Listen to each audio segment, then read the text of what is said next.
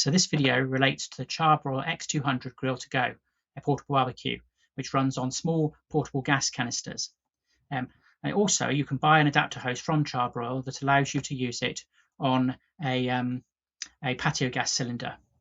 The problem is, if you want to use it on the plug socket on your caravan, the gas socket outside, this won't work even with that hose you buy from Char Broil, because your caravan output is already regulated, and the tap for turning it on and off on the Char Broil is regulated as well. So you have two regulators, and that just won't work.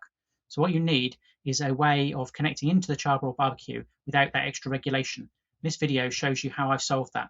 Now, I'm not saying this is a safe thing to do. I'm not saying this is the way you should do it, but you can see how I've done it and decide for yourself. For me, it works very well. Hope you find the video useful.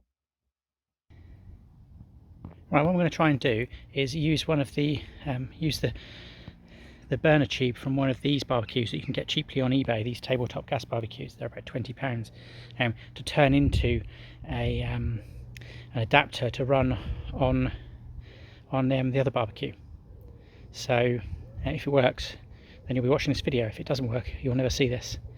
So I've taken off the end of here, the gas tap, which was just threaded on. I just used a spanner and unscrewed that. That leaves the burner tube. So I'm hoping that when I cut off that burner tube, that will fit either inside or outside the burner tube of the other barbecue. And because this one doesn't have a regulator on it, it relies on you attaching a regulator on the other end. Because it has no regulator, it's perfect for using as the supply to the other barbecue, which will solve the having two regulators problem. So we'll see. Right, so you can either undo that single bolt in the middle and take the whole burner out and then cut it, or cut it in situ here. I'm going to use the hacksaw and just cut it there.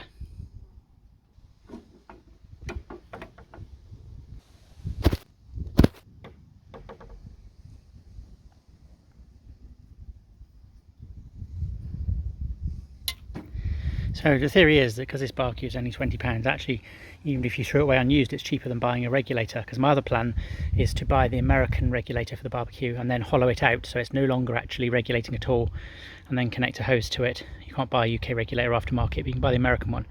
And I could just make it into not a regulator by drilling it out and then put a hose to it. And so if this doesn't work, then you'll never see this video, and you'll see another video of how to do it using the regulator. But those regulators are actually more expensive than this barbecue, so this is the cheaper approach.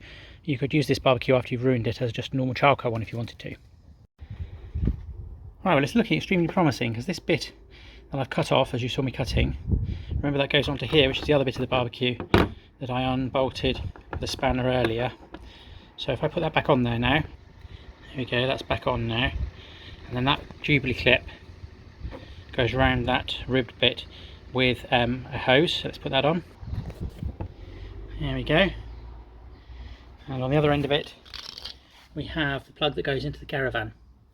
So this is now unregulated from there to here.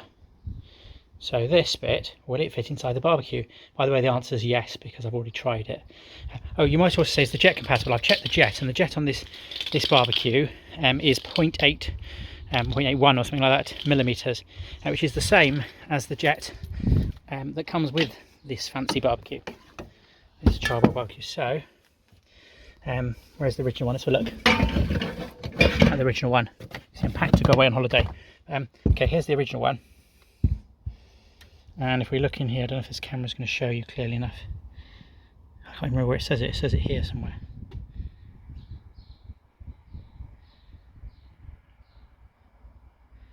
There you go, 0.8. So that's 0.8 and this one's 0.81, so it's the same. If we then see if this fits in here, and remember this is bayonet, this was, so it has like a thing that goes in there and turns. The other bizarre thing about this barbecue you'll notice is, in fact, to put a bottle on it of any normal size like this one, you have to have it tilted at an angle anyway, so the bayonet's defeated, which is a bit strange. But anyway, let's see if this one works. We can't expect it to bayonet, but does it just sit in there nicely? And the answer is, yes it does. So there's every chance that that's going to work. Obviously you can pull it out, which is a bit of a downside compared to the other one, so you have to be sensible about it. But let's have a look and see if it works now. I'll try lighting it up now. The answer is yes, it does. if I can remember, I'll make another copy of this video. Actually, you can push it in a bit further than I thought. In fact, the bayonet lump makes it go in nice and deep, which is good. So it's still getting the air from the material effect as the gas shoots past those air inlets. Can't really see if it's working out because of course it's too sunny today, but I can assure you there is lots of heat coming off there, so it is actually burning. So it does appear that this idea works, which is pretty cool, and that's quite firmly in there actually. It doesn't come out very easily at all, so that's pretty cool. So there we go. The other thing you see it's working, if you push this in too far, then it's the same effect as a Bunsen burner. If you don't have those inlets letting in the Venturi effect, you'll have it burning slower, so it'll have a yellow flame, as you can see. And if you pull it out, so you can see it does work all the way to the end.